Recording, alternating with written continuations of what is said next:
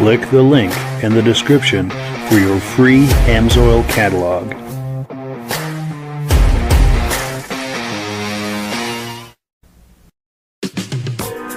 Before we get started, I'd like to give a quick shout out to some of our friends.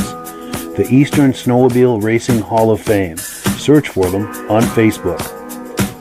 Central Minnesota Pond Racing, some of the best vintage snowmobile racing in the Midwest.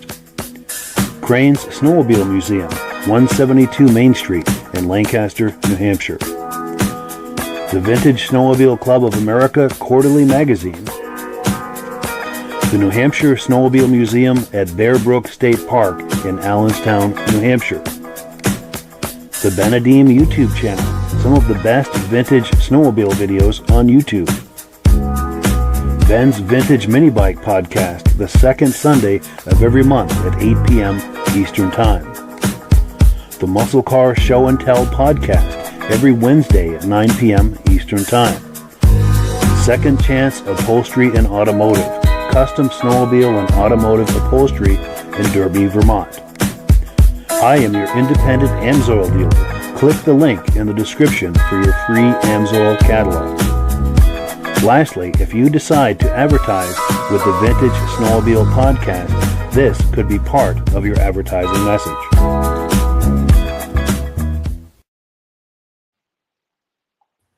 Well, good evening and welcome to the podcast. I'm really glad you're here. Now, I have a robust lineup of vintage snowmobile entertainment on tap for you tonight. But before we get into all of that, I want to make sure that everything is working properly. For instance, that roll-in that we were watching a moment ago, was that choppy at all? Please let me know in the comments. But also let me know where you're viewing this from and whether you are a first-time viewer or a regular viewer. Now, to our first-time viewers, if this is your first time viewing the podcast tonight, I hope you have a good time with us, and I hope you decide to join us here each and every Thursday night at 9 p.m. Eastern Time. Now, this podcast simulcasts to 8 different places across Facebook and YouTube. So wherever you're viewing this right now, just circle back in 1 week's time, and we'll be waiting for you with another fun-filled episode. Now, to our regular viewers who are here week after week, month after month, and season after season, you are the ones who make this possible, and we really, really appreciate that. So let's take a few comments. They're coming in hot and heavy, and then we will get this party started. Pardon me. Our good friend Chroma Testing is here tonight saying hello. Great to see you. Benedim is here. Eric, he was here, I think it was last week or the week before, as our guest. We had a great time with him, and he does the Benedim YouTube channel, some of the best vintage snowmobile videos on YouTube. Be sure and check out that channel. Our good friend Mike Whiteside is here, regular viewer. Says, good evening, everyone. He's viewing with Hank the Wonder Lab, and he's snowless right now in Illinois. Sorry to hear that, but it's great to see you. Also, our good friend Dave Lowry is here, 2421 from Alberta, Canada. Would love to know more about the TX on the opening shot. I'm glad you said that, because the owners of both of those sleds are in the house tonight. So they will be able to answer every question you have about that. So thank you for asking. Our good friend Ben from the Vintage Mini Bike Lovers Facebook page is here. He and Rob and I do the Vintage Mini Bike Podcast second Sunday of every month on this channel and a few others, 8 o'clock the second Sunday of every month. He says, good evening. Looking forward to another great episode. Everything sounds loud and clear here in Carterville, New York. Great to see you, and thank you for that. Our good friend Todd McMillan is here. He says from Madoc, Ontario. He's a regular viewer. Always good to have you on. Appreciate that. Ivan Mayo is here saying good evening from Sudbury, Ontario. Loud and clear tonight. I appreciate that. Our good friends and viewers from the very beginning, Stacy and Art Fosler, are here. Say we sound good from Plattkill, New York, regular viewer. Also, viewer from the very beginning and a very good friend, John Spranger Jr. is here saying good evening from Eland, Wisconsin. He got 170 miles today on the trails. Good for you. Outstanding. That's it's that magical time of year. This is the time to do it, and I'm glad you're getting some miles in. Our good friend Jim Holbrook from Thetford Center, Vermont, regular viewer, loud and clear, he says, and I'm hoping to see him this weekend at the Crane Show. Our good friend David from Alaska Railroad saying, working good, Mike from Wisconsin, going to Eagle River next week, Wednesday, for a snowmobile trip. Awesome. We'll have a good time with that. Also, our friend David, our good friend Kevin Culhane is here saying, sounds good, Sudbury, Ontario. Great to see you. Appreciate your being on. Kevin Crozier is here, Warwick, New York, getting ready for the great Eastern Whiteout. I hear that's a really good show. If you happen to take any pictures or video from that, we would love it if you could share that with us. Mad Dog is here. Good evening from Wisconsin. Looking forward to a good night of vintage sled contact. No chop here, nice and clear. Well, thank you, because that intro was chopping up very badly on my end. I'm glad it was just for me. Pit Grunt is here saying, sounding great from Wisconsin. Great to see you. Dave Trim is here. Nice to see you. Carthage, New York. Regular viewer, everything sounds good. Thank you for that. Midnight Rider is here. Good evening, all from Northwest Minnesota. Great to see you. Appreciate that. Jeffrey Kuntz is here. All sounds good. Gerald, Saskatchewan, Canada. Always looking forward to Thursday. Appreciate that.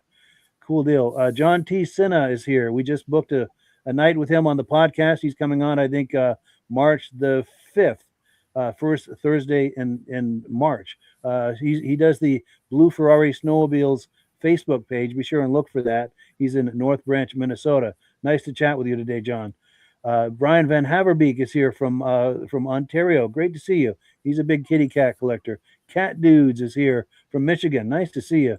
Our good friend Rich Shad is here. Good evening, everyone. Loud and clear, driving home to Cleveland, New York.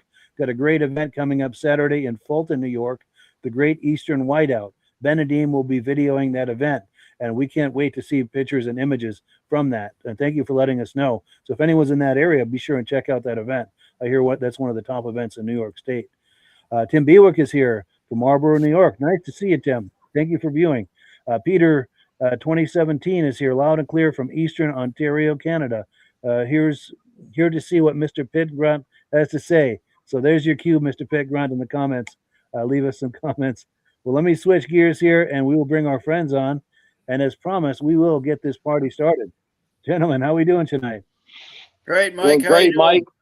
Doing good, Mike. Good deal. Hey, Ray, Rob. Hey, guys. guys. The guy that says he does no snow, I'll send him some. I got 5-foot snowbanks. My snowbanks out in front are 5 feet high. That's crazy. Crazy. Yeah, we've got plenty here too. But it's true. Not every year. Many years we get skunked. So I'm glad we're getting some this year. I'm glad people are getting a chance to ride. Yeah. But yeah, the reason we've called you all here is our good friend Ray Lacasse, who's been on the podcast many times. He's in the upper right-hand corner. He hosts many vintage snowmobile events, and that's why he's here tonight to talk up an event he's doing.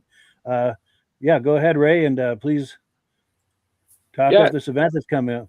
Yeah, so we're March 14th this year will be our 6th annual Great Northwoods Vintage Snowmobile Ride in Pittsburg, New Hampshire. It's going to be approximately about a 25-mile loop this year. We're raffling off a 1978 Yamaha Exciter 440. Those tickets can be bought here in Pittsburgh at my gallery, or you can call me. I think Mike has my number on the poster. Yes, it's on that graphic. So people can reach out to me if they want to buy them. You don't have to be here to win. You do have to be here to pick it up, though, after it's drawn. Not that day, but you have to pick it up. It can't be delivered. So it's all free. You don't have to register your snowmobile. We're permitted through the state. As long as you stay on the trail that we have permitted, it'll be all posted. We're having a cookout after the ride. It's all free again, donations only. And the donations and the raffle, all the money's going to a good cause. It's going to the Pittsburgh Firemen's Association. They reach out to a lot of people in need and help them when there's tragedies or if somebody's ill. They do a lot for the community. So this is all for them. And if you've never been to Pittsburgh before, the trails here, it's one of the top destinations in North America to ride. We have 230 miles of trails just in Pittsburgh. We have 4 piston bullies that keep these trails maintained pretty good. Midge has been up here before on these trails. He came up the first year we had the ride. I think he'll agree to it. I know he pulled me aside and said, thought I was kidding him with all my pictures, thought they were photoshopped until he got on the trails. Just absolutely great trails. So looking forward to seeing a lot of people. The stories are the best part of this, after the event or during the event, when we do stops, talking to people, a lot of fun. Yeah, the camaraderie is hard to beat for sure.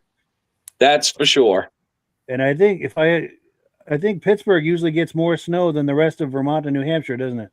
Well, Pittsburgh, it's weird. You could go 17 miles of us south of us, and it'd be no snow. And from the southern end of Pittsburgh to the northern end of Pittsburgh, it's about 36 miles. And right now at my house, I'm kind of towards the southern end of it. We probably have about 5 or 6 feet of snow from this year. But if you go just 20 miles north of us, there's probably 8 to 10 feet of snow. On average, we get anywhere from 12 to 15 feet of snow in the northern part of Pittsburgh during the course of the year. Nice. So it's an excellent destination. Whether you're going to this event or just planning to go up there for some riding, it's an excellent destination, Pittsburgh, New Hampshire. Yep, sure. Definitely. And we've got comments coming in. Our good friend Brad Grenier is here from Wisconsin tuning in tonight. He's going to be on the cover of the Vintage Snowmobile magazine.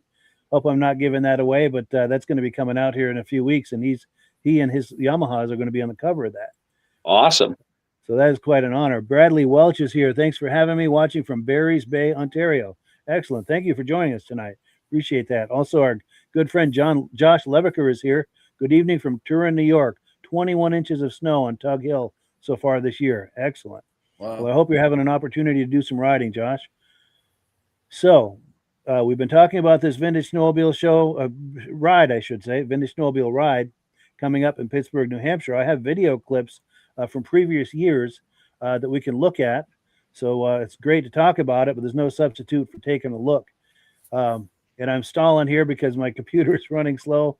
I'm trying to open the video file, and it's taking a moment. It's funny, backstage, we're having all kinds of gremlins. But here we go. So here's some footage from the 2021 show. And was that the first? That was the very first one. Excellent. Well, let's take a look. And you see the condition of the trails.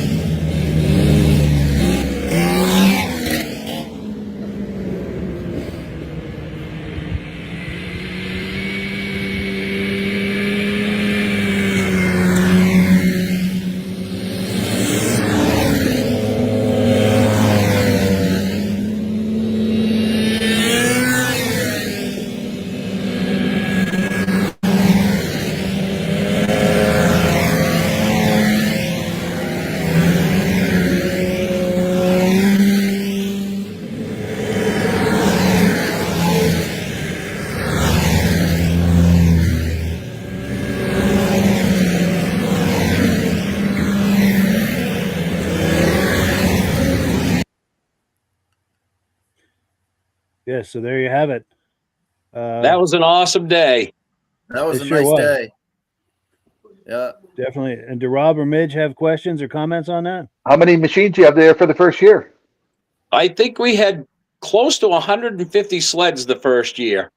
Wow, It was really an incredible turnout. It was in the 20s, beautiful sky. It ended up, it was close to 50 before the day was over. Yeah. Nice spring riding. Oh, it was beautiful. And that was on March 21st. I remember the day. It's later in March, but usually up here, and that was a warm day for up here. And it's typically, we have groups of riders that come up here in the first weekend of May. We'll go up to East Inlet in Pittsburgh and ride to say they rode in May. Wow. Yeah. Yeah. So that's it's what I think incredible. about Pittsburgh. Yeah. Yep. When people around us don't have the snow, we usually have the snow. Yes. Yeah. And I think this is Midge right here in the middle of the screen, isn't it? That's me. That looks like him. I was going to ask if that was Mitch. I followed Ray all day. Ray led the group, and I was right behind him. I rode shotgun all day. Nice. Yeah. And I'm thinking this is as good a time as any. Someone was asking about these sleds. The owners of these sleds are in the house tonight. The sled on the red, having senior moments tonight. The sled on the left is Ray's sled. The sled on the right is Midge's sled. So if the person viewing that had questions about those, the guys to answer that are in the house tonight. Yeah, so I have to thank Midge. I mean, Midge got me into Polaris back in the late 70s and got hooked on them. That TX, I used to race one. Midge used to do a lot of work on it for me, and little 250. Midge was a magician with that thing with the carburetors and clutches because that thing would go. And we won an awful lot of races with that thing and had an awful lot of fun. Nice. Yeah. Nice. Yeah. And you Smooth as silk. For people just viewing, you and Midge grew up in Lancaster, so you're old friends, correct? Yes, we grew up in Lancaster, which another whole story for snowmobiling. I mean, Lancaster was Snowmobile City, USA. When you headed south at the break of Route 2 and Route 3, there was a big sign right there, Snowmobile City, USA. Yes. That was the first town where the Skidoo from the Bombardier Skidoo came to town in America was in Lancaster. So, yep. Yeah, and I believe you guys are the oldest snowmobile club down there too, aren't you, in the United States? Yeah, Snow Drifters. Yeah. Yep. Yeah. Established 1964. Yep. First club in America. Oh yeah. Yep. So much history in Lancaster. Oh, there's a lot of history, and I was just a little toddler watching a lot of it, and growing up into it, and it was just, I think Lancaster population is somewhere around 3,000, but on the first weekend in February when they had the races, they had to be close to 10 to 15,000 people there. That was something else. Easy. Yeah. That was something. Yeah, Ray used to hang around Dick's golf station. So, Mitch and Ray, what was your first snowmobiles you had? So the first snowmobile I had, go ahead, Midge. Well, mine, of course, was a Polaris because Dick sold Polaris. So my uncle. What year? 67, 13 horsepower Colt. Oh. Yeah. Yeah. Yeah. Dick took Polaris on in 66. 67 model. Yeah. First sled we had. Yeah. Yeah. The first sled we had was a 68 Skidoo Olympic 10 horse. That's what I had. 68. Yeah. My dad had a 69 12.3. Yeah. Yes, we had a 69 too. I was our first sled. Yeah. Very popular sled. Yeah. That's wild. I guess that's where I learned how to do mechanics. I had to take my own tools with me. Yes. Yeah. Well, you worked on them for 6 days to ride them for one. Yeah. Yeah, that's right. Huh? Yes. Oh boy. And I remember those old sleds. You could go some interesting places with them, but you could get them stuck too. And I always had this saying that there's stuck and then there's hopelessly stuck. And when they're hopelessly stuck, the language really starts to flow. Oh yeah, that's right. Yeah. But it was a lot of fun though. Yes, they were. Yeah. Days. Now we've got a flood of you comments. didn't have any trail systems. You went anywhere you wanted to go. Yeah. Yes. Nobody cared. You went on their property or. Yeah, I can remember in the day when my father, my uncle, and cousins, they'd all travel up here to Pittsburg. And you're right, there was no trail system. You just park beside the road and take off on a log road and go wherever it took you. Wherever you wanted to go. You could go through the woods. Yeah. Yeah. When I was a kid, my parents would go to a hunting camp and we'd go with them. And it was 7 miles in off the road. And all the kids had to walk out front to pack the snow down for the snowmobiles could make it. Our mothers were all driving the snowmobiles, eh? Yeah. Yeah. And for a caboose, they had a wheel well out of a house. That's what they used for cabooses when we were kids. And most landowners, most local landowners were okay with you riding on their land as long as you weren't doing damage. Yep. Yeah, they didn't care, Mike. What's that, Midge? Oop, I think he probably froze up, but I think he said they didn't care back then. Yeah. Yes, it's true. Yeah, as long as you were respectful. Well, but when I was a kid, most of the farmers all had John Deere snowmobiles to drive. Yeah. Yeah. So we've got plenty of comments coming in here. Josh Levicker corrected me. He says they got 255 inches on top of Tug Hill. He did 200 miles last Friday. And wow. When I said 21 inches of snow on Tug Hill, I was wrong. He said 21 feet. He corrected me on that. Yeah. And then Ben with Vintage Mini Bike Lovers say, I believe Josh Levicker was saying 21 feet. Suspect they have a couple of feet of base on the ground still. Lake Ontario machine has been pumping out snow there. Yeah. Now, Cat Dudes says definitely a great looking trail. Appreciate how wide it is. David from Alaska Railroad says seeing all those vintage sleds make me want to take my TXL out on the trip to Eagle River. Yeah. Todd McMillan said they are nice. Talking about those Polaris, I presume. Dave Lowry says interested in Midge's lead. Never seen a Polaris like it, and there is a story behind that. Do you want to tell that story real quick, Midge? Yeah, it's a clone of a 1975 Polaris Snow Pro racing sled. It's the same chassis as Ray's, exact same sled. They're both 440s, but I got the belly pan and the hood and in the racing seat to turn it into a clone, like I say, of a 1974-75 Polaris Snow Pro sled. Yeah, that's what they look like. Amazing. In fact, what I may do on some future episode is play the unveiling for that. We've got a video of that. Yeah, we've got to give credit to our good friend Mark Belanger, who's a good friend to most of us here. Yeah, one of the top restorers in the East. Yes. Yeah, he did the build and beautiful job. He's incredible. Yes, he is. The whole family is. Yeah. Great people, and every single one of them are into it. Oh, they are. Yeah. Now we've got more comments. We've got David at Alaska Railroad saying, "Good for you, Midge, getting Ray into Polaris. I too am a Polaris fan. He loves the TXs." Well, you've come to the right place. Yeah. Absolutely. Rotax 1025 says oval racers are the real deal, coming from a drag racer. Nice. He also says, anyone here race a 72 or 3 Blizzard 300? I think Jim Layton's father has one. His late father now. His father passed away, but I think he used to race one. Mike Whiteside says, back when people respected each other's property. Yes, it's true. Yep. Yeah. David from Alaska Railroad says, when they were hopelessly slow, you leave them there until late spring and get them. Absolutely. When you're all swore out, when you're hopelessly stuck, that's what you do. Rich Shad says, Midge, if you come this way, I have a 67 Colt 13 horsepower you can ride. Yeah, and he's out in upstate New York. That'd take me back. Yes. Yeah. And Rich is a serious Polaris collector. Our good friend Dirk Seams is here saying good evening. Whoops. There we go. And he's coming on, I think, the 19th of February, if I have my dates right.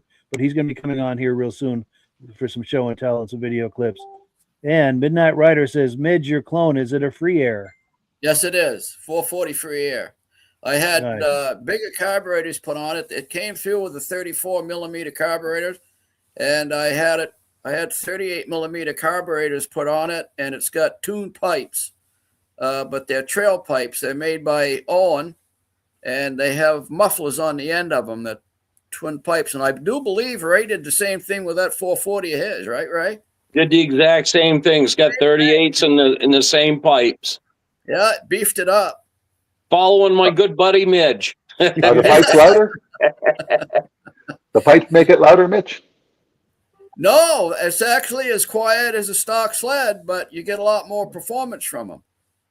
Wow. Nice. Yeah. Because before they have like a Y pipe and they go into a single muffler. Yep. And with these, you got 2 expansion chambers. So you get that feedback, like a supercharger type effect from the expansion chambers, but yet you still have the mufflers on the end that keeps it quiet. Best of both worlds. Nice. Yeah. Nice. One more look at these sleds here. Those are special sleds, both of them. I've seen them both many times, and they are very nice sleds. Let's see one more comment, and we're going to take another look at some video from this event we've been talking about. Rotax 1025 says big drag race at Back Lake, Pittsburg, New Hampshire. Anyone here going? Yes. When is that, by the way? Do you know, Ray? I think it's this Saturday. This Saturday. Nice. Yep. Nice. Yep. That's a big event. That's a real big event. Yep. Yeah. Nice. And I love how we use this podcast to share information like that. So please keep that stuff coming. Mad Dog says he has a 70 Ski-Doo Nordic 640, and he said when you got that stuck, you were stuck. You were stuck. Yeah. Hopelessly stuck. My neighbor had an Alpine with that motor in it. And that's what they used to groom the trails back in those days, was that Alpine with that motor in it. I remember that. Yep. Yeah. And then our good friend Bombard, Floyd and Lisa says, good evening, everyone. Bombard Racing 317. Cool deal. Well, thank you for that, guys. Cool.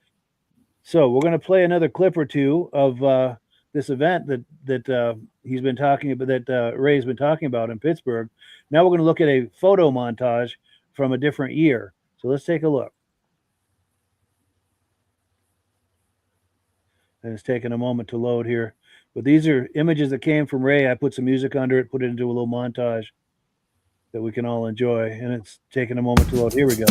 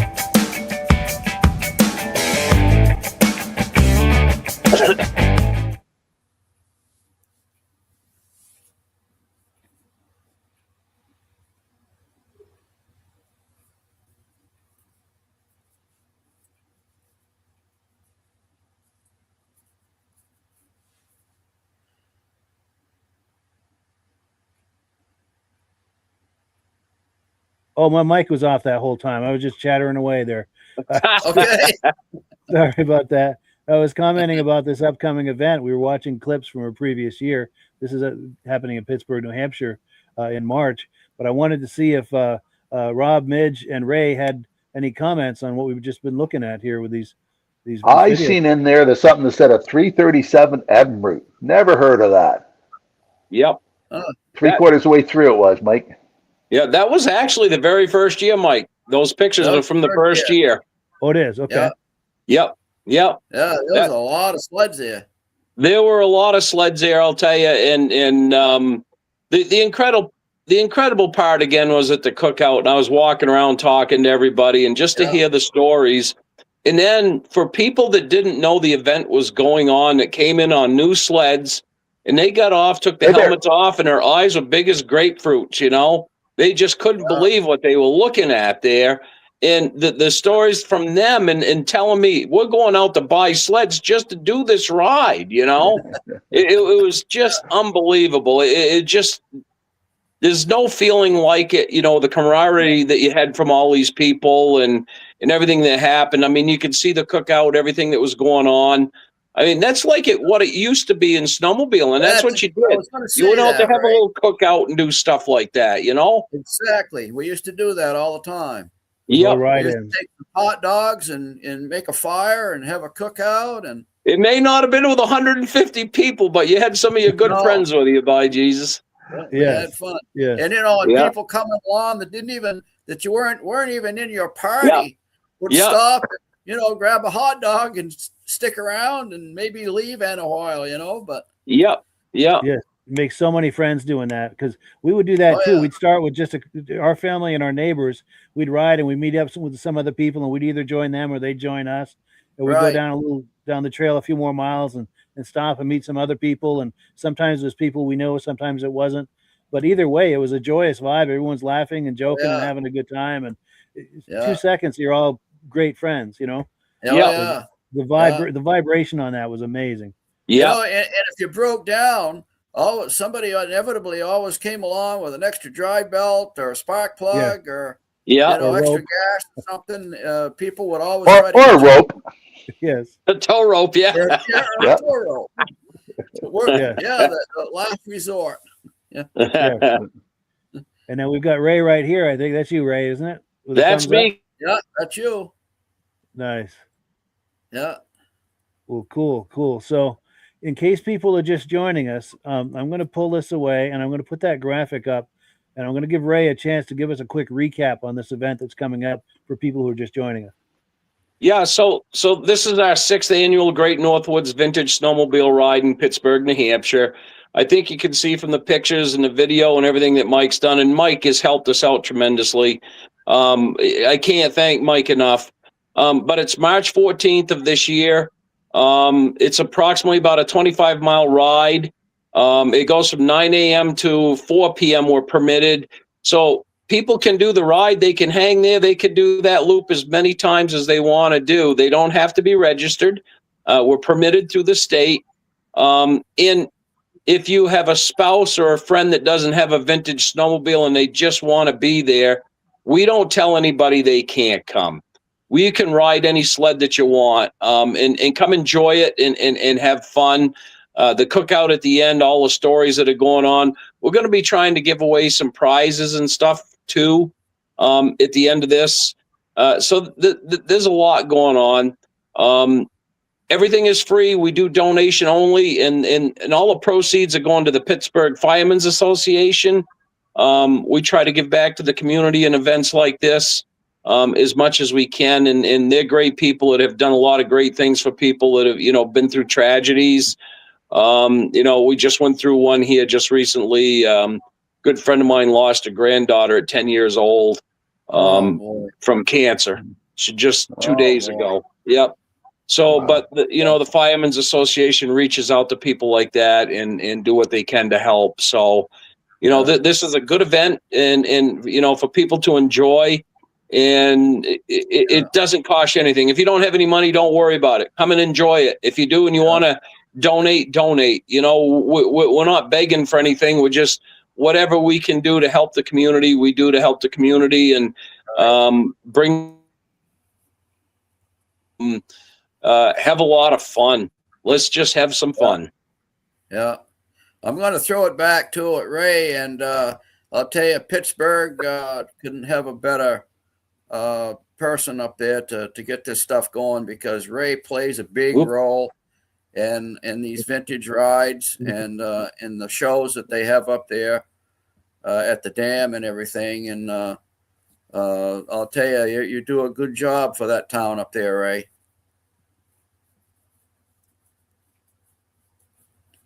Lost you, Midge. Okay, well, am I back? I got you now, bud. Okay. Yeah, no, I just want to say that Pittsburgh's lucky to have you. Well, I'm just lucky to have Pittsburgh. Yeah, I just happen to be in a great area for this. To be in a great area for this. Yeah. No. You're a great advocate for this. Well, thank you, Midge. Thank you. And one of the nice things about this ride is because of the conditions they usually have in Pittsburgh is this attracts people from miles and miles away. You get people from Massachusetts and Connecticut coming up. That's a couple 100 miles or more. But they come up because the conditions are so good and because it's such an excellent ride. Yeah. Right. Yeah. Yeah. We get people from all over New England. Oh yeah. Yeah. A lot of people from down country have camps up there. Yep. Yeah. Yep. Yeah. Well, cool. So let's take a few comments here, and then we're going to do AMSOIL, and we've got a whole lot going here. We're just getting started. Let's see. Stan Hubble says this year's been great for riding, and I'm glad to hear that. Pit Grunt is here saying at these shows you always show the food area. Yes, we all like food. I must confess. Maurice Bailings is a big Polaris collector from Menominee, Wisconsin. Says they've got 2 inches of snow on the ground. Trails are open for a week. Wow. Oh. Wow. It's hit or miss in some places. Good. Oh, and Stan Hubble says never go without a tow rope. Yes, good advice. And we were just talking about that. And Martin Howard. Okay, I see where you're going with that. I'm not going to say it. That's not my last name, but that's a great joke. Thank you. Ben from Vintage Minibike Lovers, our good friend, says it was actually Ray that dropped off these gremlins. Yeah, having gremlins. Yeah. Yeah, it was your turn, right? My turn. Yeah, sure. Yeah, that's right. We each take a turn. And then David from Alaska Railroad says, I find making a friend with a total stranger is always easier done in the snowmobile world than on a city street. It's one of the most amazing things about snowmobiling. True words have never been spoken. Well said. Yep. Yeah. Well, you already got something in common. Yeah, that's right. And I'm going to put a question to the three of you as well as to our viewers. Do you find that the vibration at these vintage snowmobile shows, I find it to be very joyous, and it's really easy to talk to people, and everyone's having a good time. And just like he said, everyone's having a good time, and it lubricates the social process. I think just makes it real easy to visit with people and laugh and joke and have a good time. Yep. Absolutely. To make a quick little short story, my best friend, we go snowmobiling all the time, and gone away for the whole weekend. I come home and I've only been home for an hour, and he'll call me up to say, hey, I forgot to tell you about this. The wife says, you've been with him for 2 days. He's got to call you within an hour? I said, yeah. Nice. That's awesome. Oh, then our good friend Dirk Seams echoes what we've been saying. He says for sure about the camaraderie and how easy it is to visit with people because it's such a joyous vibe at these snowmobile events, especially the vintage ones. Here we go. Midnight Rider says, I was on a night ride with friends last night. The tow rope comment came up, and one of the new sleds overheated and was dead on the trail with no rope. That is a bummer. Yeah. That's almost as bad as being hopelessly stuck. Yeah. And then Ben from Vintage Minibike Lovers says, I've yet to run into a curmudgeon at a snowmobile show. Good point. Would you guys agree with that? I agree with that. Oh, yeah. It's a curmudgeon-free zone, I think. Yep. And David from Alaska Railroad says, yes, Mike, vintage snowmobiles make me tingle inside. I love those old sleds. Yes. Yeah. And I think we're all here because of that tingle. Oh, and here we go. Our excellent friend Carolyn Eastman is here. This is the wife of Bob Eastman. Everyone always has a great smile at all events. Everyone loves the gatherings who attend, and great memories are shared. Yes. That's exactly right. Thank you for being here tonight. Yep. Yeah, thank you, Carolyn, for being here tonight. Yeah. Well, cool. So let's see. We're going to give Rob a chance to do AMSOIL. Going to put you full screen if you're ready, Rob. And I've got that graphic that you sent to me. Whenever you're ready, just ask for it. Okay. A number of times we talked about the AMSOIL synthetic oil. First synthetic oil to be AAI approved. And this time of year, I sell a pile of it because it pours at 60 below zero. So anybody out snowmobiling and you're in cold weather, you know your vehicle is going to start and turn over well. We've talked a lot about the AMSOIL 2-cycle oil, the 101, the Dominator, the Interceptor's up behind me. To tell you the truth, right now, I am sold out of the Interceptor. Got none in stock until the truck comes in tomorrow. But Mike's going to put a picture up. AMSOIL has a number of other products that people aren't familiar about. All these aerosol products. Goes right from the first one, heavy duty MP, mudslinger, air filter cleaner, windshield cleaner, engine defrogger, heavy duty degreaser, brake cleaner, fogging oil, gun oil, chain lube, miracle wash. And one of my favorite ones is the very last one on there is the AMSOIL MP. Every household has a can of WD-40 in it. You know what? WD-40 is made of 60% bleach. If it did loosen that bolt up, 3 weeks later, that bolt's rustier than it was before because that bleach just keeps eating away. We have a metal protector that loosens bolts up and also lubricates it.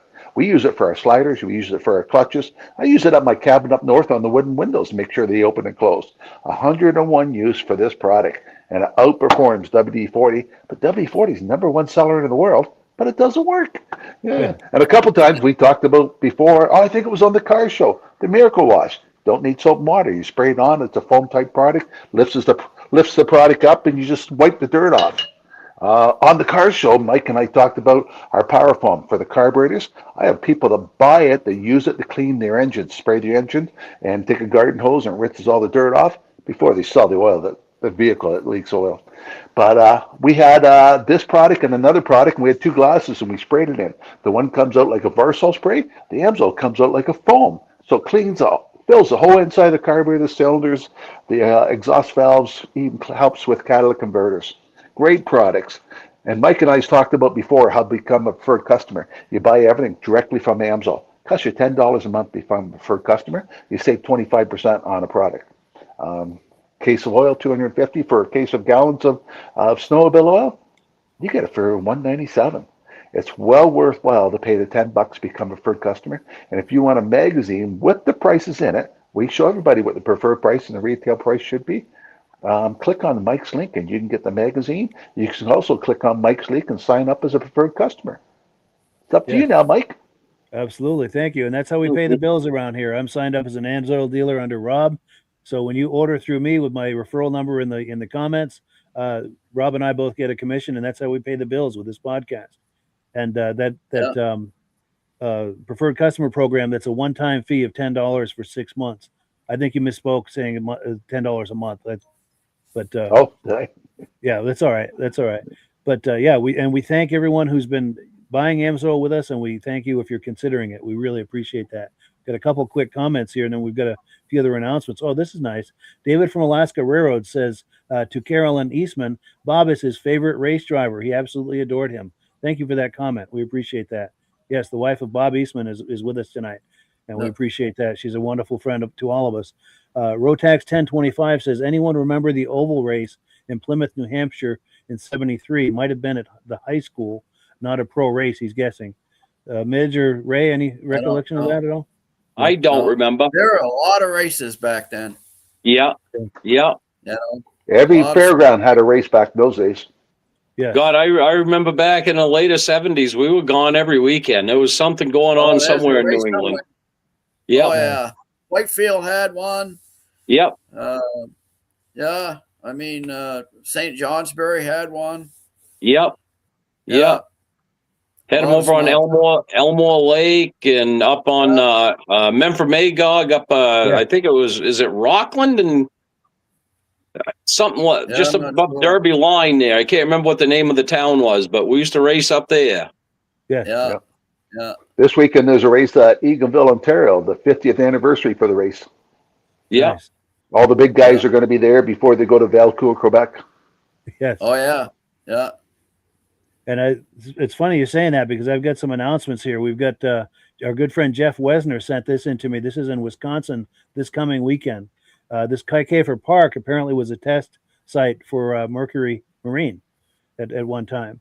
So they've got the Piston Burners are doing a show this weekend. Then, of course, there's the legendary, at least in my own mind, Crane show coming up this weekend. Midge and I are both going to be there. I don't know if you're planning to go, Ray, or... Actually, we're leaving for Maine. Oh, that's right. You were saying that. Yes. Yeah, we're leaving for northern Maine to ride for a week. So I can't make it there this week. I'd love to. I'd like to I want to get down there maybe next year with my camera and get some good pictures. Yes. Yeah. Yeah. It's one of the top shows in New England. And that's this Saturday. Yeah. And then we've got a hot dog ride next weekend. This is in upstate New York. This is Barnes Corners, I think it is. That's a great show. Our good friend Eric was here last week promoting that. And what else do I have in the way of announcements? I want to make sure I've got everything. I heard from Steve Dickinson the other day. We've been keeping him in our prayers. He fell on the ice and had a spinal injury around Christmas time, still in the hospital. But about a week ago, they moved him to a rehab facility, and he feels like he's getting stronger, and the rehab seems to be helping. So he's definitely going in a positive direction with that, and we thank everyone for their prayers for him. And so let's continue. Like I said, the other thing, this is the Newport Center Vintage Snowmobile show that we've been talking about the last month or so. That happened over the weekend. I went to that and had a wonderful time, and I've got a video clip to share with you. Let's see here. All right, here it is. Rather than explain it to you, I'll just play it and it will explain itself. It's just taking a moment to load here. And I was there. My good friend Dan Field was there. He's got antique Polarises. He's got a 1964 Polaris. And he offered to give me a ride in it, which I very much appreciated. And that's where the story begins. Let's take a look.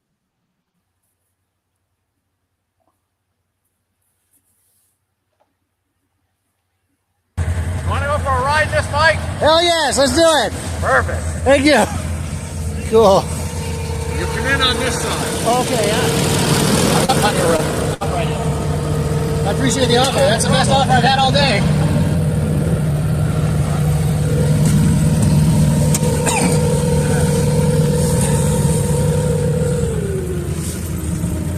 Am I scooched over enough?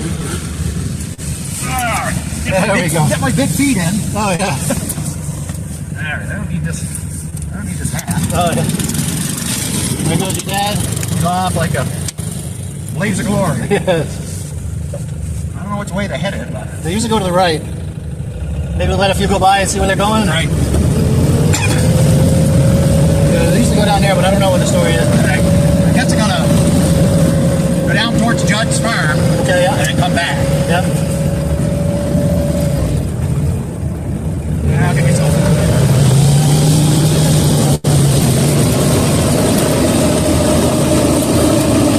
Had a good turnout. Yes, this is great. It gets better every year. It does.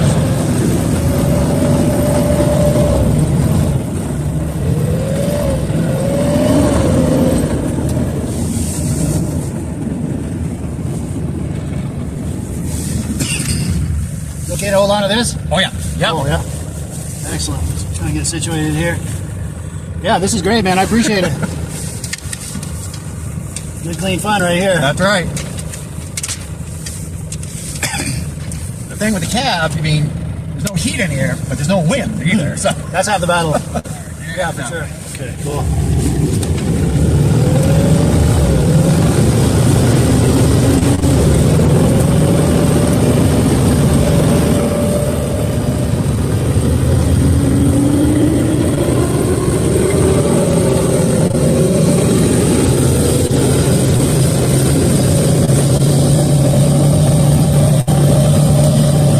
this is like the early days of snowmobiling. Yes.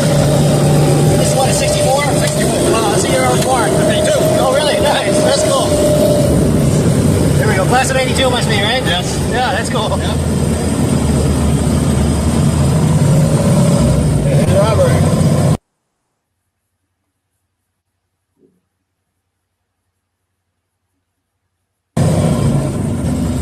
Well, I think that's Larry standing next there, isn't it? He's coming. You'll see him cresting over the hill. Seriously. So he never did come back, so we went to go check on him.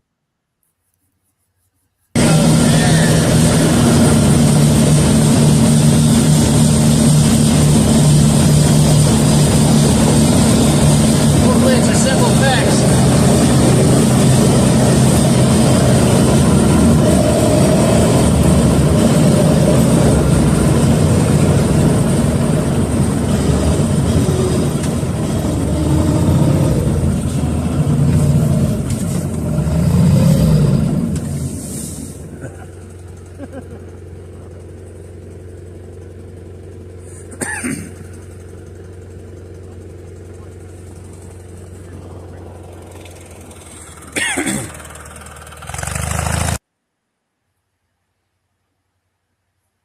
So if you can't read that, they couldn't get it started, so they decided to tow it back. Now Dan is going to tow it up into that field to turn it around. The workhorses, huh? Wow. I told him that.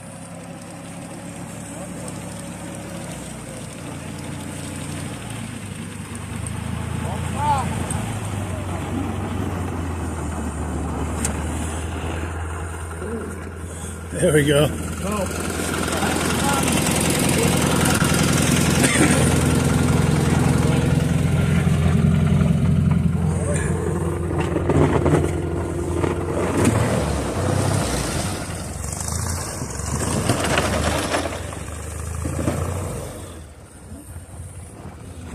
Boy, those are beauties.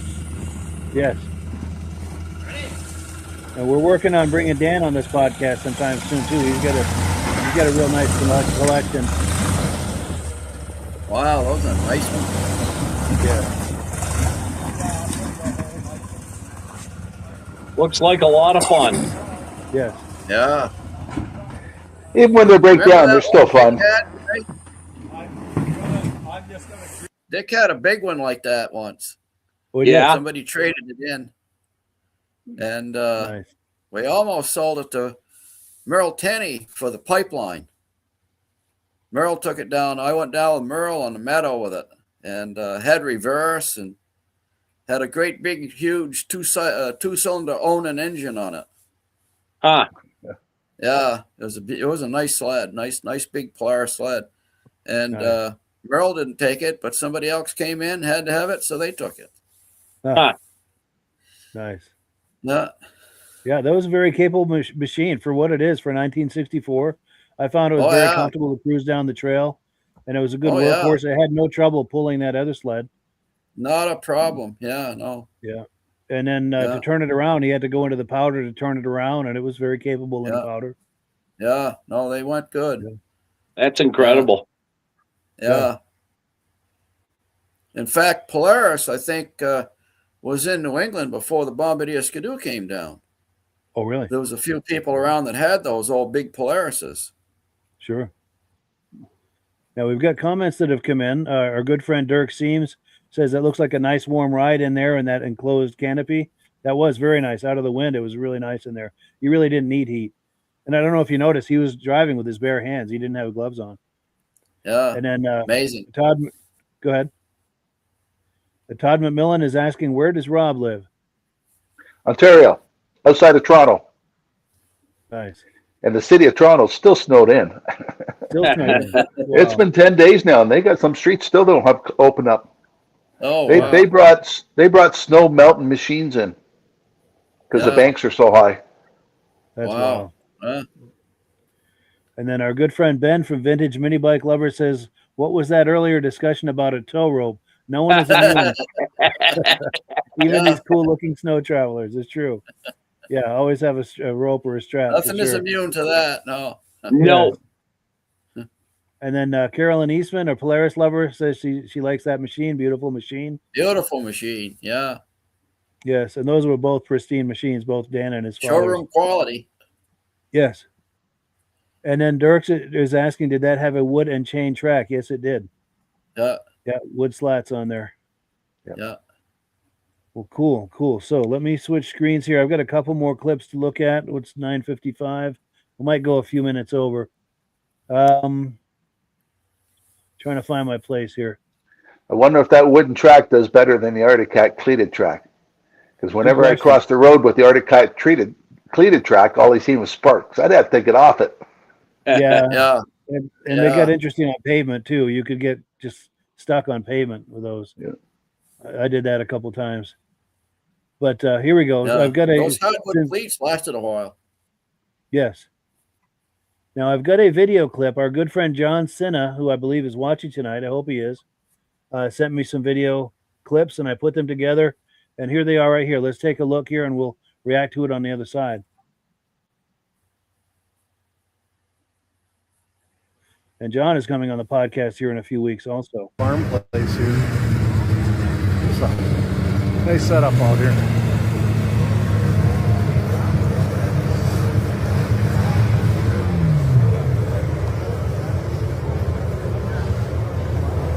I'm going to say it's probably twice the amount of people that were here yesterday. Hey, you missed a spot.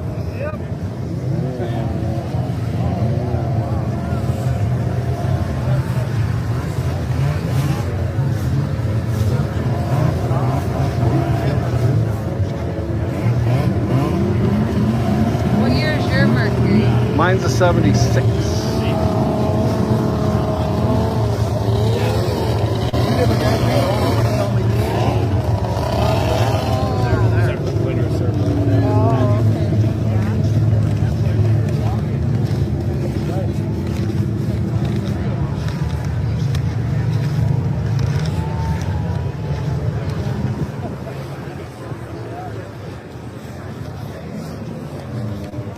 Cool liquidator.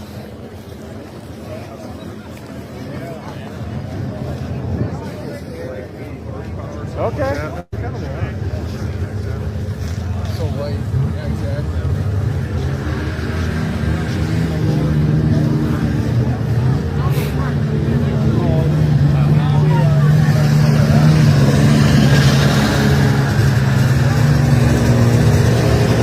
What a beautiful day. No wind. A lot better than yesterday. I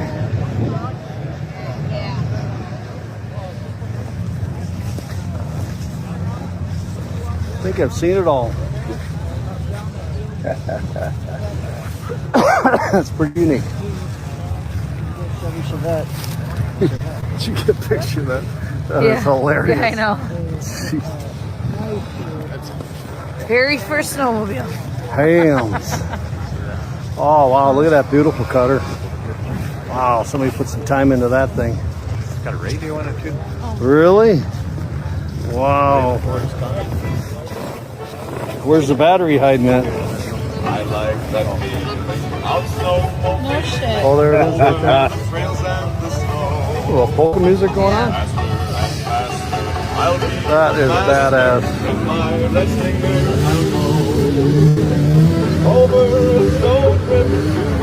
Gee. Nice looking daddler. Raider. Ski whiz with maybe a player's front end. Another Mr. Twister. Or Twister, I should say. I think that guy's probably going to win. The only sled in the row.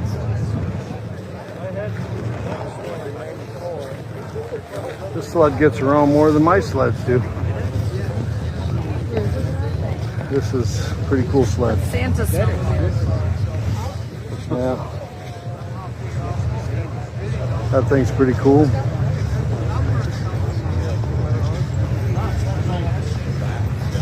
RXL.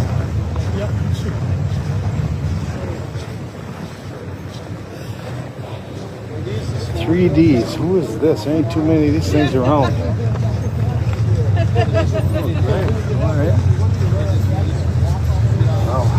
Nice sled, Greg. There we go. So yeah, that was from just this past weekend. Reactions to that, guys? Wow, big show. Big show. Nice sleds. Yeah. So who was the rep? Was that Ray Parentos? It looks like his, but no, that's out in Minnesota. Oh, wow. Yeah, Wow. Dayton, Minnesota. Midwest Ride-In, I think. Yep. Yeah. But he's got one like that. He does, yeah. That's why I was wondering. Yeah. Yeah, he's got some nice ROPs. He's got some beautiful sleds. Nice guy, too. And then this right here, if they had two of those, they could race them. Somebody's got imaginations. Yes. Yeah. How do they have so many race machines there? I know when me and my buddies all raced at the end of the season, the only people that wanted to buy them was people going grass dragging because they were bent, twisted. They weren't good machines after 1 year when we were done. Team combat. Yeah. Not like these ones. They're nice. Yes. Yeah, this is nice. Some beautiful sleds, and that just look at how many different models are out there, and look at today. Oh, I know. Yeah. I know. Yes. Yeah. Now it's down to 2, 3. Yeah. Yep. Yeah. 3. Yeah. Yeah. And we've got comments coming in here. Our good friend Carolyn Eastman is here. This is Bob Eastman's wife. She's talking about the Polaris Snow Traveler. Allagash trips. Talking about the Allagash trips where Alan Hatteen would attend during the early 60s. Yeah. Paul Doherty used to go with them. Nice. Yeah, Paul, he was a game warden here in New Hampshire. And he was good friends with Alan and Edgar. And so they would invite him to go up into the Allagash with those Polarises every year. Not every year, but very often they would. Yes. And Dan Field, who I was riding with in that previous video clip, he's got some footage he shared with me of some of the reenactment rides they've done of that. And he's going to be coming on here in the near future. We're going to be talking about that, looking at some of those clips. And also Carolyn says Alan Hatteen was president of Polaris from 60 to 69. Yes, here we go. We've got a question here for Ray. Stacy and Art Fosler want to know if you still have the cleated track on the TX. I do. Yeah. Nice. I do. We were brought up on that stuff. Yeah, we were too. Yeah. Yeah. Yeah, to be real careful crossing the road. Yeah. Oh, yeah. Mike Whiteside. Go ahead. I'm sorry. Great. I had a 76 SRX 340, and the cleated track let go and came right through the tunnel. And I still got a scar on my back from it. Oh, came right up through. Yep. Oh. Yep. Yeah. When those cleats came loose. Yeah. Now, Mike Whiteside says, great show tonight. Carolyn Eastman says, Alan had a machine. This Alan Hatteen had a machine in 64, similar as the one that I rode in. Very cool. Nice. Yeah. Thank you for that information. And John Spranger Jr. says, awesome show tonight. Great job. We appreciate that. We're going to look at 1 or 2 more clips, at least one anyway.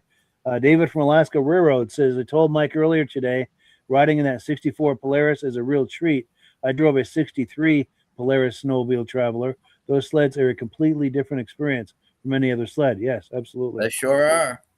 Yes. Yeah. Pitt Grunt says, I filmed Friday at Midwest Ride-In and it was cold.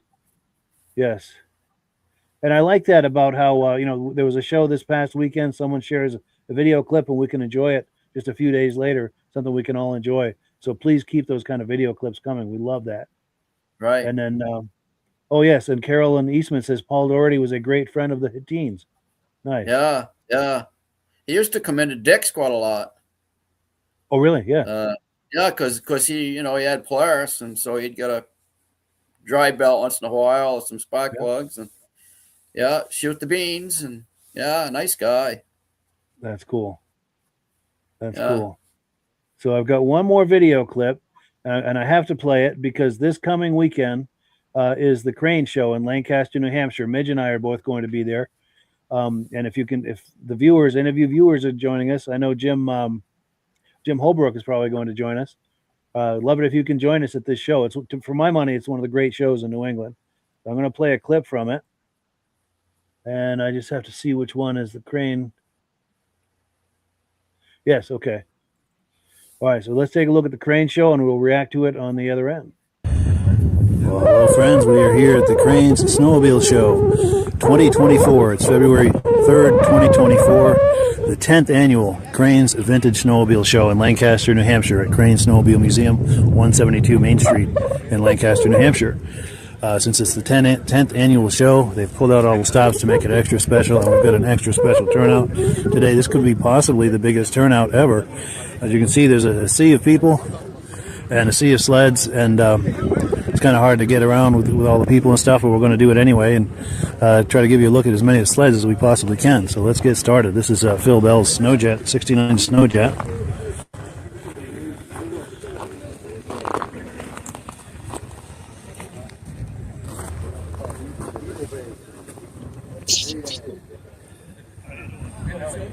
So these are Ed Stabs and Jeff Mower's sleds, these here, huh? I believe so, yeah.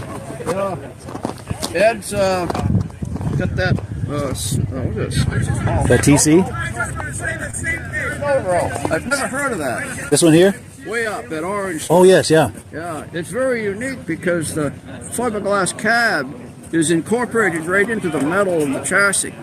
So you can't remove the cab. Interesting. Yeah. Never seen anything like that. That's a 66, which is quite stylish for 66 sled. Yeah. Definitely.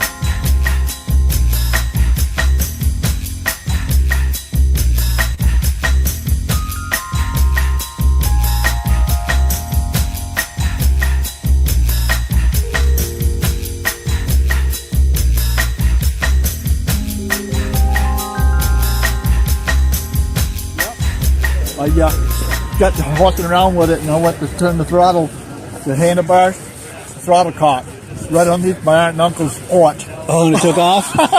Brand new sled. My father was not a happy camper. No. Crazy.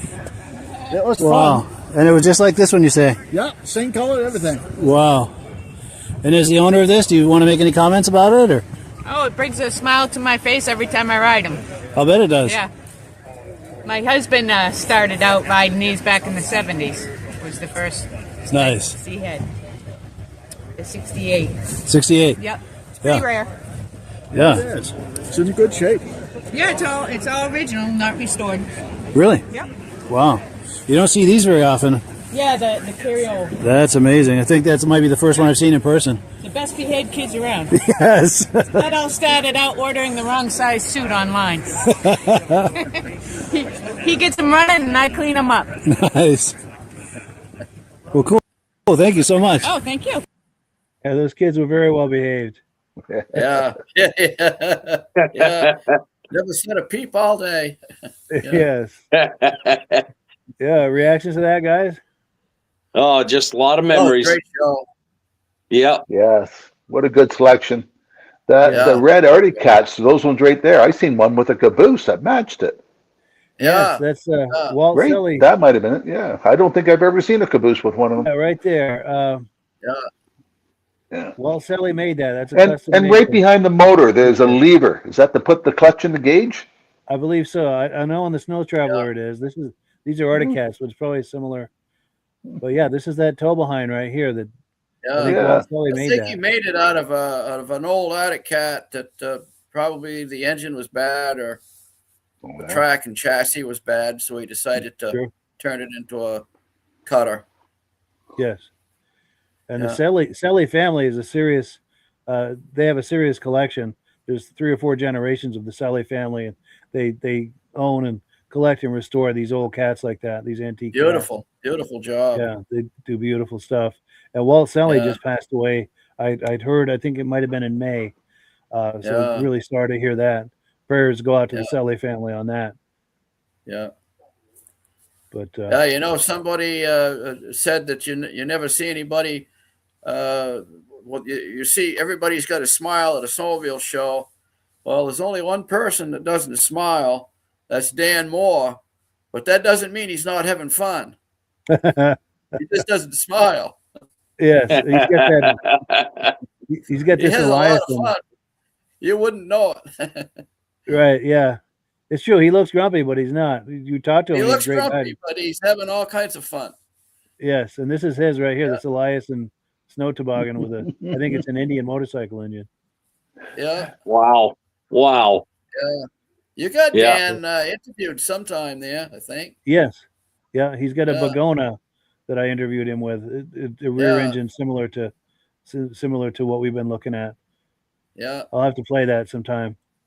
Well, I And tell you, looking at this, these sleds, it's just amazing how just from like 72, 73, how much they evolved around the 76, 77 era.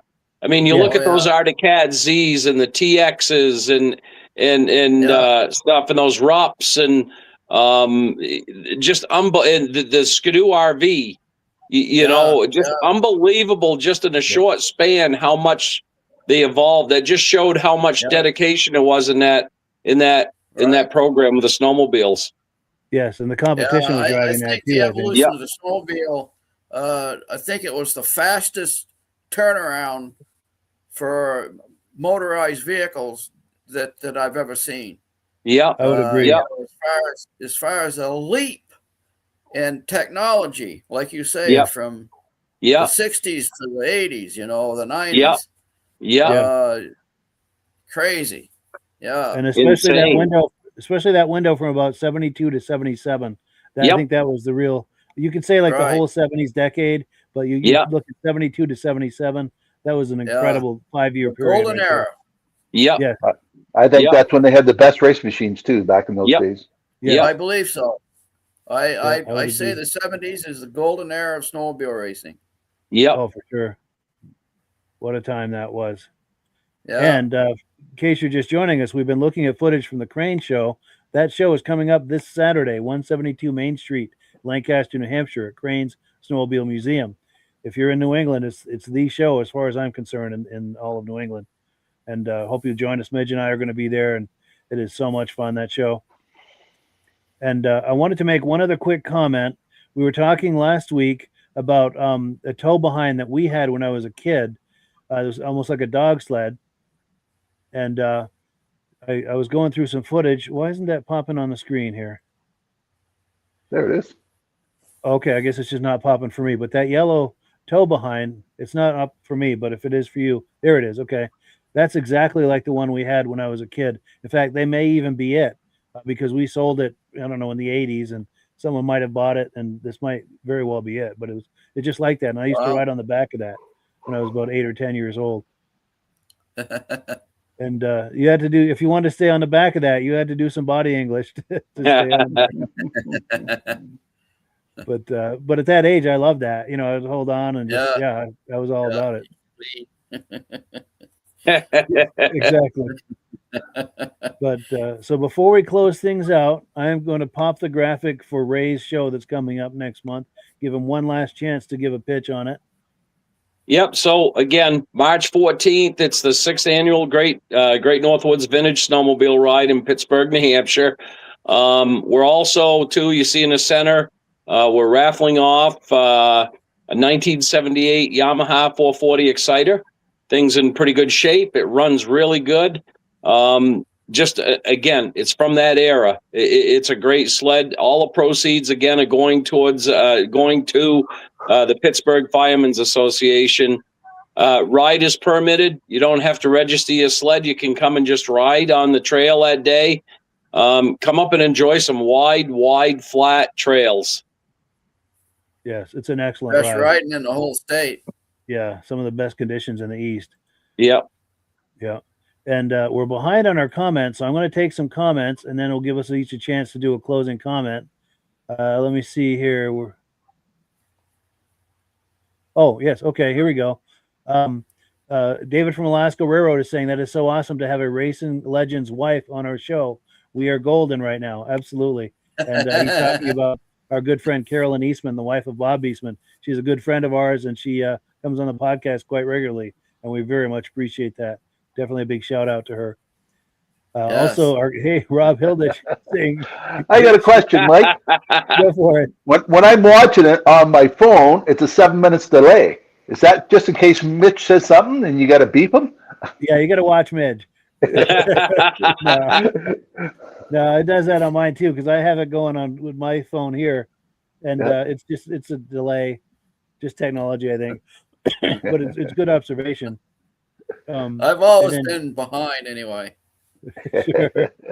No, but Midge is not going to say anything on here that he shouldn't. But it's a good joke though. Tim Bewick says great show. We appreciate that. Todd McMillan says great show, guys. Thank you so much. Dirk Seams says, do they have a vintage ride with this show? Yes and no. It's right on the snowmobile trail, so you can go for a ride, and there's some fields nearby. You can go ride around on those fields, but there's not an organized ride. It's right ride. on Corridor 5. Yes, but it's not an organized ride where everyone says, all right, we're going now. Yeah, but you just go as you want to and feel like it. It's not an organized thing where everyone goes in a line, you know. But you definitely can ride. There's plenty of space to ride your snowmobiles if you bring them there. Rich Shad says another great show as always. Appreciate that. Ben from Vintage Mini Bike Lovers says great show tonight. Look forward to seeing everyone next week. Thank you for that. We're going to be looking at some Polarises next week. Brendan, I can't think of his last name, but a young man, Brendan. I wish I could think of his last name, but he's got a wonderful Polaris collection. We're going to be looking at that next week. David from Alaska Railroad says, I'm a super TX fan. However, the sight of a 76 Rupp 440 Magnum makes me tingle inside. Yes. That's Ray Parentos. He's got an amazing Rupp collection. Midnight Rider says, another great show, guys. Thank you. Appreciate that. Alaska Railroad says, I agree, Ray, late 70s, things really changed. Yes. Yeah. Mad Dog says, nice show tonight. Looking forward to next week. Those rear engine sleds were really nice looking sleds. Would love to find one. Yes. Yeah. Oh, we made Carolyn blush. She's saying, thank you. Our good friend, Carolyn Eastman. And we appreciate your being here tonight, Carolyn. Oh, here we go. David from Alaska Railroad wants to know, Rob, where is Daisy Lou? Is she with you tonight? Daisy's got a dog babysitter here, so the two of them are in the backyard running around. Oh, good. Yeah. Excellent. And then Stacy and Art Fosler say great show, and we very much appreciate those comments. So before we wind down, I'm going to go around the room here for some quick final comments. We'll go clockwise. Midge. Yeah, it's a great show, and glad to see Ray still having that ride up there, and maybe Mark and I can make it up. Hopefully, Mark will pick me up, and we'll try to make it this year. And yes, our good friend Mark Belanger. Yep. Some great videos tonight. Well, thank you. Yes. And go ahead, Rob. Great show. I like the selection of different snowmobiles you have on there. Stuff I've never seen before, but looks pretty good, and it was fun being here. Good deal. Appreciate it. And Ray. Yeah, great, Mike. Mike, we really appreciate you. You know, this really helps us a lot, and it's great to see you. It's great to see Rob. It's great to see Midge. You know, Midge is always in my heart when it comes to snowmobiling. I always talk about him a lot. We're family, Ray. Yeah, we're family. Always going to be family. Yeah. So yeah, thank you very much, and hope to see a lot of people come up to this. It's just a great event, and to see the smiles, it's worth everything. It's priceless. Yes. Yeah. Yes. Oh, and in closing too, one comment I have to make. Ray's uncle Bud, I knew him when I was a kid. We were CB buddies, and I just wanted to give a tip of the hat to the late Bud Lacasse. Yep. I remember those days. Yes, those were the good old days. Yeah. I popped that graphic one more time for the ride coming up March 14th, Pittsburg, New Hampshire. It's an amazing ride. They always have excellent snow, excellent conditions, excellent food. Everything about it's excellent. So if you're looking for excellence, that is the place to go. But thank you again. Thank you, Mike. Oh, my pleasure. My pleasure. So thank you to everyone, to all of our viewers, and to Ray, to Rob, to Midge. We really appreciate it. Good times as always. And as always, we give the last word to Amsoil. Great gentlemen. Show. Good night, everybody. Hello, everyone. This is Rob and Mike. How you doing today, Rob? I'm doing good. Mike, yourself? Very well. Thank you so much for coming on. I appreciate it. Now, today, we're going to be talking about Amsoil. And in a few moments, we're going to show you how you can get the deepest discounts, free shipping, and free gifts when you order your Amsoil products through us. But first, I'm going to ask Rob to give you a quick description of what Amsoil is and why you should consider using Amsoil products in your motorized vehicles. Thanks, Mike. Amsoil is 100% synthetic oil. Everybody uses Amsoil for a different reason. Some people like the benefits that Amsoil is warranted for 25,000 miles or 1 year. The reason we can do that is because Amsoil doesn't oxidize. It doesn't form the usual carbons, gums, sludges like petroleum oils do. That's why we can keep it in the engines longer. Petroleum oils never do wear out. They oxidize themselves. That's why they have to be changed at 3,000 kilometers. And Amsoil likes the benefit that you only have to change the oil once a year. That saves some money. Some of the people like the benefit of Amsoil is it's a slipperier type lube. By having a slipperier type lube, it cuts down friction and drag. By less friction and drag, engines run 20 to 50 degrees cooler, better gas mileage. Now, Amsoil says 25% more protection than the industry requires is in the Amsoil bottles. My average customer gets about 10% increase in gas mileage. That's a big savings. Yeah. And by cutting down friction and drag, for every 10 degrees you cut down the friction and drag, doubles the life of the engine. So by having the engine run cooler, it makes it last longer. Some people like the benefit of the range of the Amsoil.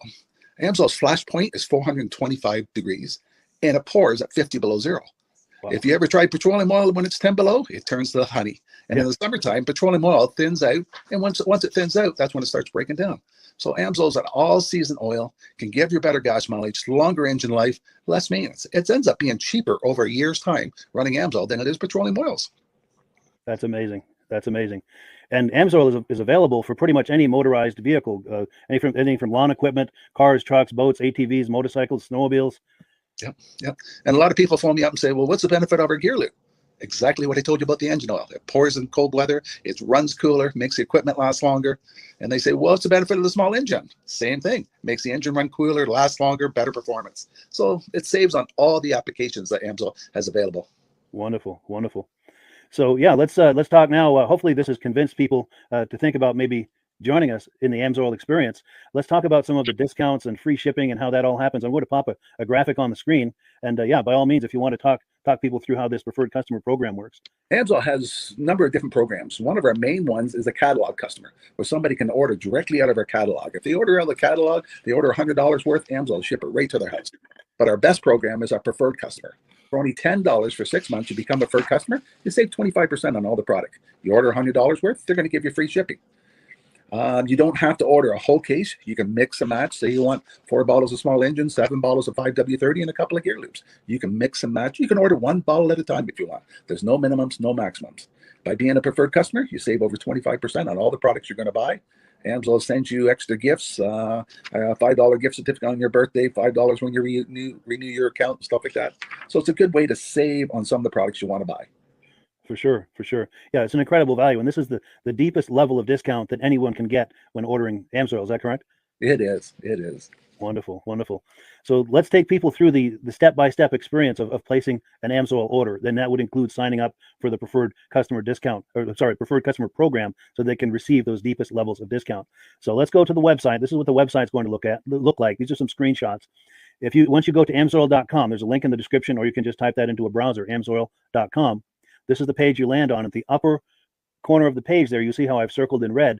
That is the link to click, the Join Now link. That will take you to the Preferred Customer Program page, where you can take advantage of all these discounts and free shipping and everything that we've just been talking about. This is what that page looks like. In the lower right, you're going to click Join Now. This will pop up. You select the duration you'd like, whether it's 6 months or 12 months, and click Add to Cart. Now, once this pop-up goes away, you'll be back on the main page. And the upper left, you'll see where I've got that red arrow. It says Shop. Now you can start shopping for products, and on your very first order, you're going to get these discounts and the free shipping as long as it's over $100. You'll get all of these benefits right away. So once you click Shop, it's going to take you to the product page. There's different types of oils, lubricants, so on and so forth. For the benefit of this exercise we're doing now, I'm just going to click motor oil. It shows different types of motor oil. Let's click gasoline. Now this takes us to an item. It's their synthetic motor oil. And you can see the item there, and there's choices for different viscosities. But take a look at the price. Let's take a closer look. Let's zoom in. But if you've joined the preferred customer program first, you're going to automatically get the deepest levels of discount. That's what we're looking at here. You're saving $3.80 on that quart of oil. Instead of paying $16.29, you're now paying $12.49 for that quart of oil. That is the deepest level of discount you can possibly get. And then you just add the quantity that you'd like. You select any other items that you're thinking about, add them to the cart. And once you click Add to Cart for the final time, you're going to see this come up at the top of the screen. It's going to show your items and your the total that you're at so far. Pardon me. And then you just click View Cart in the upper right, and that'll take you to your cart. Take a close look here at the upper right. That blue box shows that you're getting free shipping. You're eligible for free shipping on this order because it's over $100.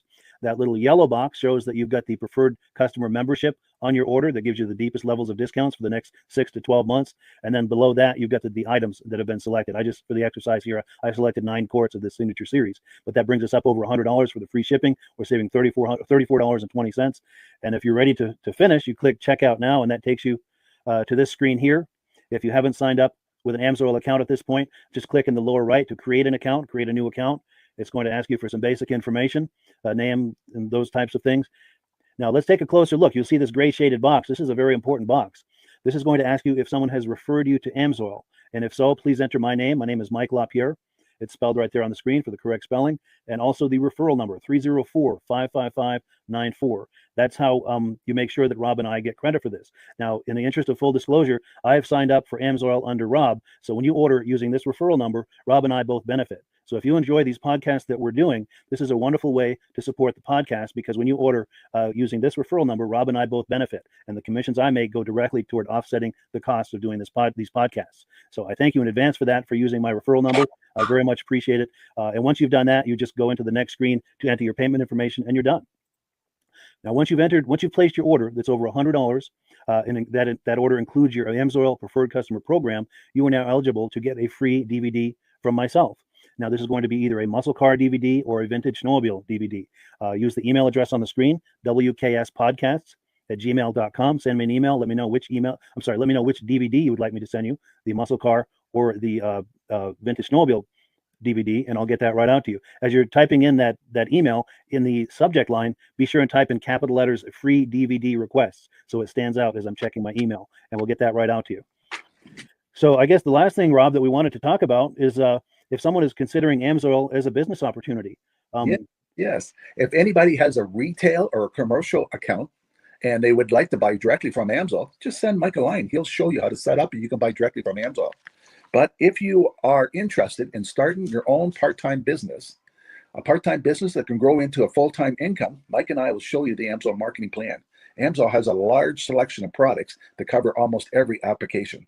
So it doesn't matter if you're into snowmobile, boating, or ATVing or hot rods, we have an oil for every application. It's a fun type business.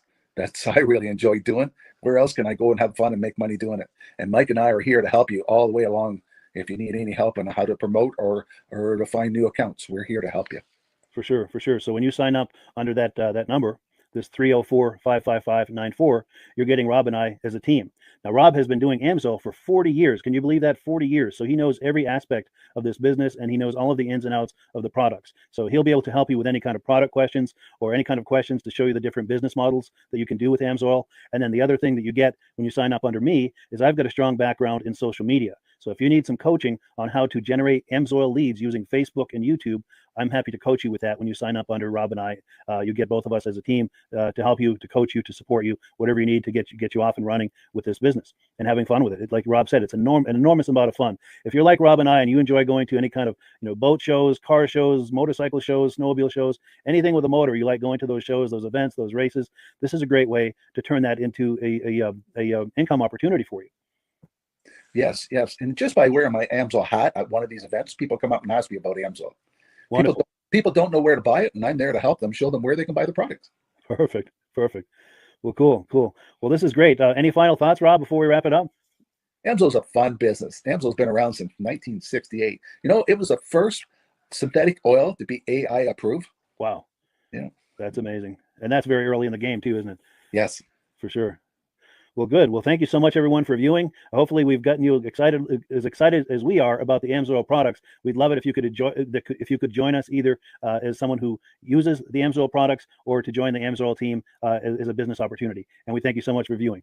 Have a great day. You have a good day.